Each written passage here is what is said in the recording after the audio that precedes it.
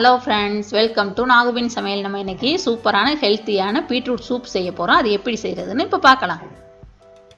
இப்போ தான் எங்கள் சேனலை ஃபஸ்ட் டைம் பார்க்குறீங்கன்னா கீழே இருக்கிற ரெட் கலர் சப்ஸ்கிரைப் பட்டனை கிளிக் பண்ணுங்கள். கூடவே இருக்கிற பெல் ஐக்கானையும் கிளிக் பண்ணுங்கள். அப்போ தான் நாங்கள் போடுற வீடியோ எல்லாம் உங்களுக்கு நோட்டிஃபிகேஷனாக வரும்.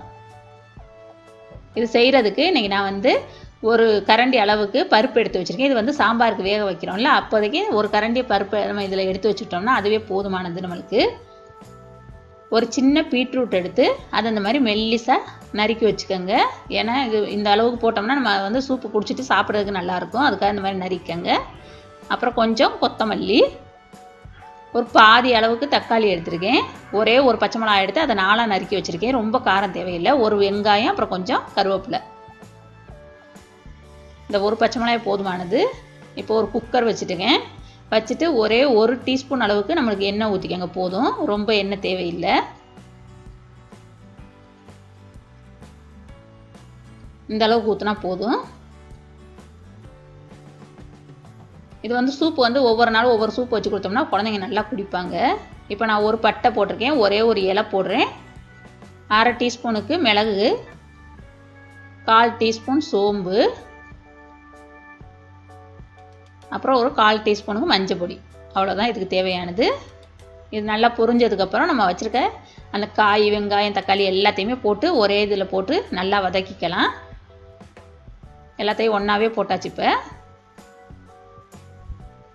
நல்லா வதக்கிக்கணும். இதுக்கு தேவையான சூப்புக்கு தேவையான அளவு உப்பையும் இப்போவே சேர்த்துடலாம். இதிலே அவங்கவுங்க தேவைக்கு தகுந்த மாதிரி போட்டுக்கோங்க. உப்பு போட்டுட்டு நல்லா கிண்டி விட்டாச்சு. இப்போ நம்ம வேக வச்சு வச்சுருக்கோம் பருப்பு, அதையும் போட்டுக்கணும். இந்தளவுக்கு வெந்துச்சுன்னா போதும். பருப்பு கொஞ்சம் வேகாத மாதிரி இருந்துச்சுன்னா நீங்கள் என்ன பண்ணுங்கன்னா மிக்ஸி ஜாரில் போட்டு நல்லா நைஸாக அரைச்சிக்கிட்டு கூட போடலாம், நல்லாயிருக்கும். அதே மாதிரி பருப்பு ஒரு கரண்டி தானே சேருங்க, ரொம்ப சேர்க்கக்கூடாது. சேர்த்தா நல்லா இருக்காது சூப்பு.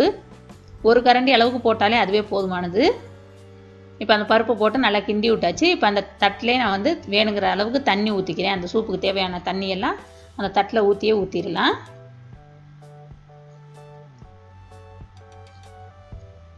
இது பார்க்குறதுக்கு ரொம்ப கலர்ஃபுல்லாகவும் இருக்கும். குழந்தைங்களும் நல்லா குடிப்பாங்க.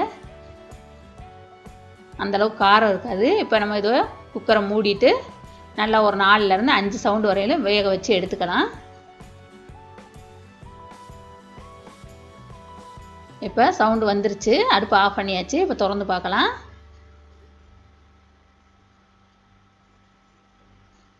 நல்ல மணம் வருது. இப்போ பாருங்கள், காயெல்லாம் நல்லா வெந்திருக்கு. நம்ம இந்த மாதிரி காய் எடுத்துட்டு நசுக்கி பார்க்கணும். நசுங்கிருச்சுனாக்க வெந்திருக்குன்னு அர்த்தம். நல்லா வெந்துருச்சு. எல்லாமே முடிஞ்சிச்சு. கடைசியில் ஒன்றே ஒன்று செய்யணும். அதுதான் அந்த சூப்போட டேஸ்ட்டே நல்லா சூப்பராக இருக்கிறதுக்கு காரணம். நம்ம பசும்பால், பச்சை பால் இருக்குல்ல, அதை மட்டும் ஊற்றணும். ஒரே ஒரு கரண்டி ஊற்றிக்கங்க. அப்படி இல்லைன்னா ஒரு 1/4 டம்ளர் ஊற்றுங்க. அதுக்கு மேலே ஊற்றாதீங்க. காய்ச்சாத பச்சை பால் தான் ஊற்றணும். அதுதான் அந்த சூப்புக்கு டேஸ்ட்டே. இப்போ பாருங்கள், சூப்பராக ரெடி ஆயிடுச்சு. இப்போ வேறு ஒரு பவுலில் மாற்றிடலாம். இப்போ பாருங்கள், சூப்பரான பீட்ரூட் சூப் ரெடி ஆயிடுச்சு. இதை கண்டிப்பாக எல்லோரும் நீங்கள் செஞ்சு பாருங்கள். உங்கள் குழந்தைங்களுக்கு கொடுத்து பாருங்கள். இந்த வீடியோ உங்களுக்கு பிடிச்சிச்சின்னா லைக் பண்ணுங்கள், உங்கள் ஃப்ரெண்ட்ஸுகளுக்கு ஷேர் பண்ணுங்கள். இதுவரையிலும் எங்கள் சேனலை சப்ஸ்கிரைப் பண்ணாதவங்களாக இருந்தால் ப்ளீஸ் சப்ஸ்கிரைப் பண்ணுங்கள். கூடவே இருக்கிற பெல் ஐக்கானையும் கிளிக் பண்ணுங்கள். தேங்க்யூ.